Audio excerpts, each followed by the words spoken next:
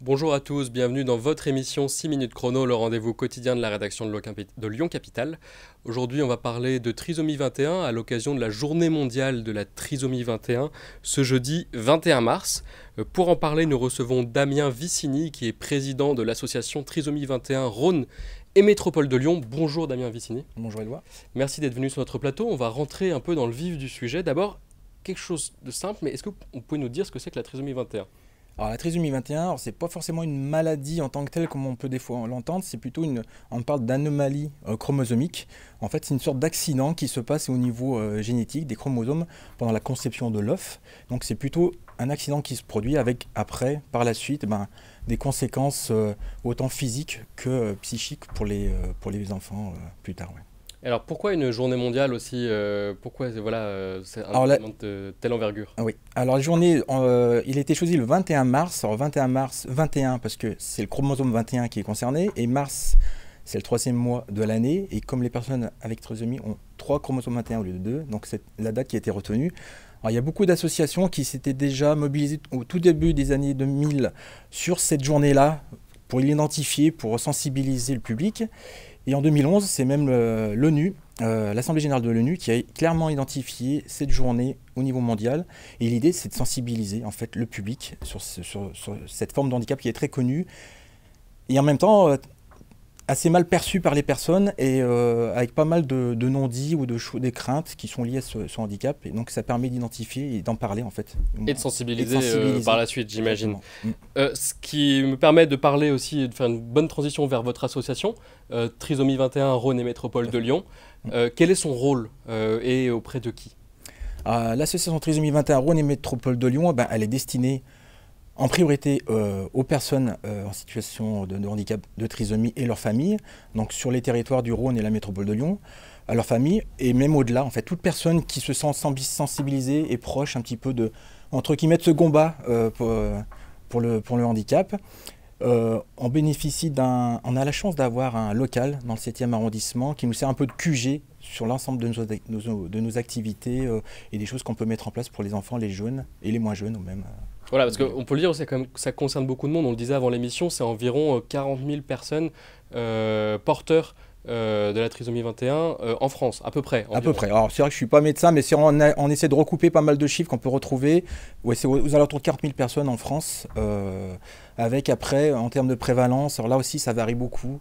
On peut entendre des fois une naissance sur 400 ou une naissance sur 500 qui est concernée par la c'est environ, mais on est dans cet ordre de grandeur.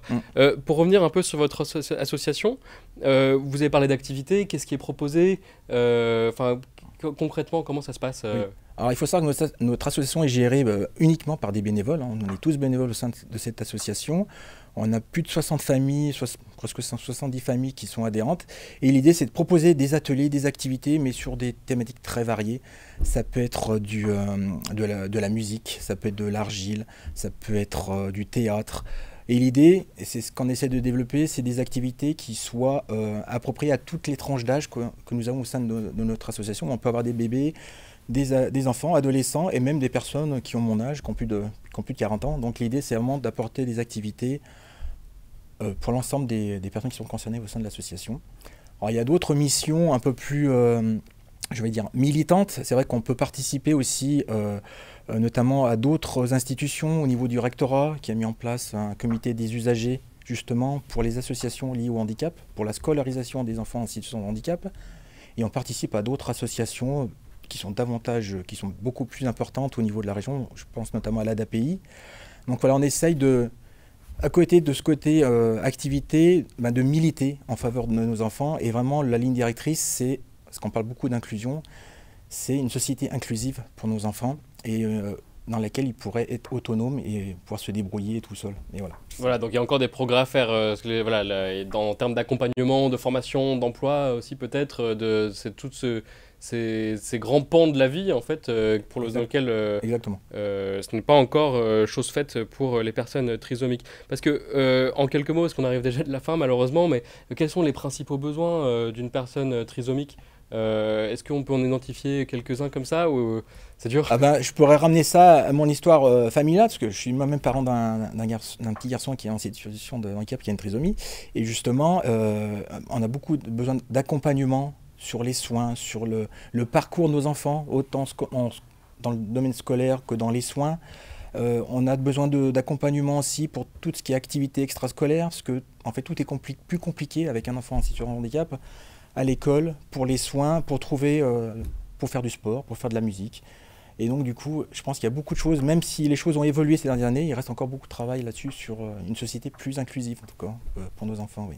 Très bien. Eh bien, merci beaucoup en tout cas, Damien Vicini. Peut-être juste préciser où est-ce qu'on peut vous rencontrer. Vous avez parlé d'un local dans le 7e, donner Oui. l'adresse Ah oui, peut-être oui, ou un, tout à fait. un contact. Oui, tout à fait. On a un local qui est 13 rue Salomon-Rénac, dans le 7e arrondissement, et on fait une permanence physique, où voilà, il y a des parents qui sont là, de 14 h à 16 h, le jeudi après-midi. On a un site qui est en reconstruction, un site internet, mais vous pouvez nous retrouver sur les réseaux sociaux, Facebook, Instagram, donc en cherchant Trisomie 21 Rhône et Métropole de Lyon. Très bien, ce sera le mot de la fin. Merci beaucoup Merci d'être à vous. venu sur notre plateau. Merci Quant beaucoup. à vous, je vous remercie d'avoir suivi cette émission. Vous pouvez retrouver plus de détails sur le site lyoncapital.fr. À très bientôt.